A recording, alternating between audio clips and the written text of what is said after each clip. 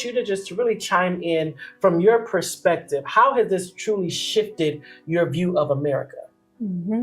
I appreciate Dante's definition of a racial terrorist, and that includes white people who are indifferent to the torture of Black people, and just thinking about how all white people are implicated, and thinking about the white mobs and the lynchings and the massacres of hundreds of innocent Black people, whether it's for voting rights or for organizing for farm action, whether it's for any crime that was arbitrarily made up by white people just to torture Black people, and how entire white communities showed up to lynchings, to massacres, as a social activity, as a religious activity, showing up in Sunday church clothes, children smiling at cameras while Black bodies hang from trees burning. I believe that white people have traded in our morality and humanity for white power,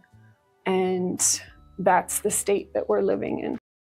Feel this looks now in modern day America when it comes to all of this lack of equality for women and how white women are responding and kind of leaving you behind? I think it's important to begin this discussion by saying that white women had no rights. Any rights that they gained were given to them by white men. It's important to understand that under the laws of coverture, European men had the legal right to inflict violence onto their wives, onto their children. But this particular iteration was something that was already normalized in the European customs. They then had the jurisdiction and the full authority to ensure that we were not able to react or respond through the legal process to all of the horrific abuses that were inflicted upon us.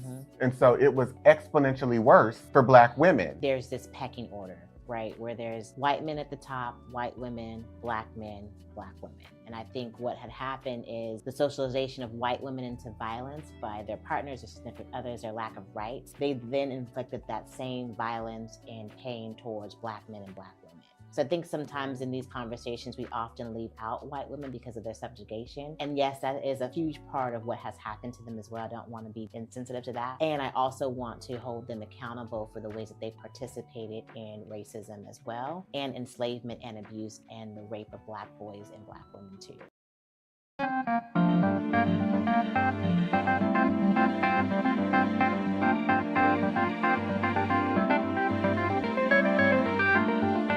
How does the socio-political experiences of white differ from Blacks? In one frame, the sociological ideas that have been created about Black people, projected onto Black people, but also that have been created to establish and define who white people are and how they see themselves. When we talk about how that feeds into the political, white people as a political organization are ascribed rights, privileges, advantages. So race as a political variable serves them for the purposes of the positions that they take as individuals, as well as a collective group. So when we talk about how whiteness serves white people sociopolitically, I'm inclined to think about one of the articles I referenced in my book as it pertains to this white guy, John Corcoran. He was incapable of reading. And in this article, he says, at teacher conferences, my teacher told my parents, he's a smart boy, he'll get it. And they moved me on to the 3rd grade. As a white boy being moved through an educational system that says you actually have to demonstrate that you're capable of reading, writing, arithmetic, right? He didn't have to be capable of any of that. And the teachers maintained that he was a smart boy. Which Black children do you know that in the face of their inability to demonstrate that they can read, they would have a belief maintained about them that they are smart children? It does not work that way for us.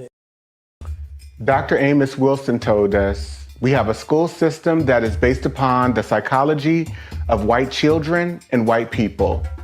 If we are trying to educate our children in that system, they are bound to fail. The very structure of the educational system itself is based upon a white model, and therefore it has a built-in failure mechanism for Black children, one way or the other. Dr. Bobby Wright told us, in their relationship with the Black race, whites are psychopaths, and their behavior represents an underlying biologically transmitted proclivity with roots deep in their evolutionary history. The psychopath is an individual who is constantly in conflict with other persons or groups. He is unable to experience guilt, is completely selfish and callous, and has a total disregard for the rights of others. One of the best methods that can be used to measure the psychopathic traits of the white race is observing and analyzing their universal overt behaviors and attitudes towards Black people. Psychopaths simply ignore the concept of right and wrong. By ignoring this trait in the white race, the lack of ethical and moral development, Blacks have made and are still making a tragic mistake in basing the worldwide Black liberation movement on moral suasion. It is pathological for Black people to keep attempting to use moral suasion on a people who have no morality, where race is the variable. Acclaimed author Dante King invites you to purchase his book, Diagnosing Whiteness and Anti-Blackness, by going to his website, www.danteking.com, or Amazon, Barnes & Noble, and any other major book retailer.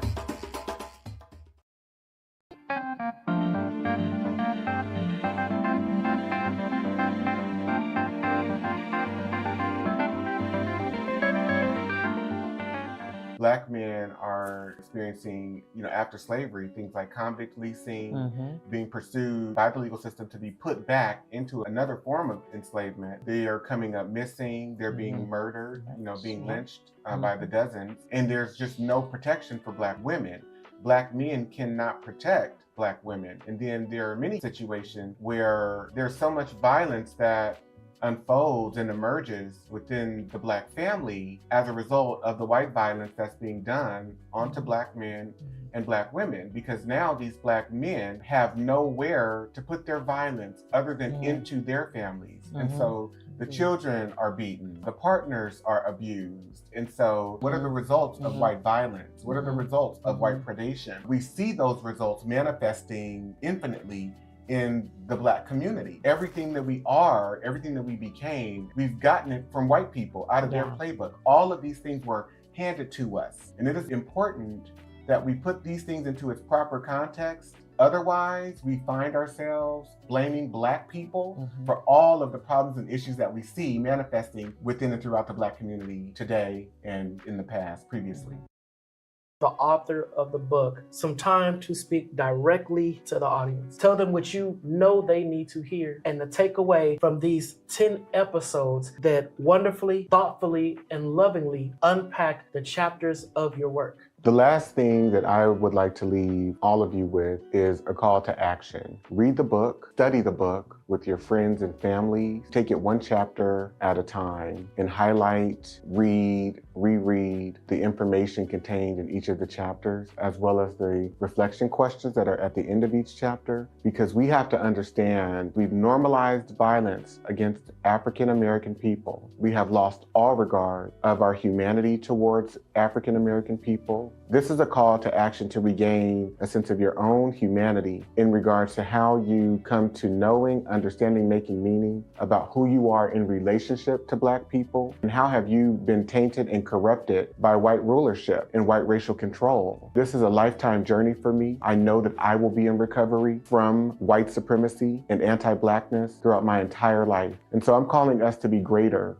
people, greater advocates for each other, greater in our understanding. So thank you so much for being a part of this experience. I hope it serves you well. I hope it serves your family well. I hope you can go out and be recommitted to supporting, uplifting, believing Black people. Thank you.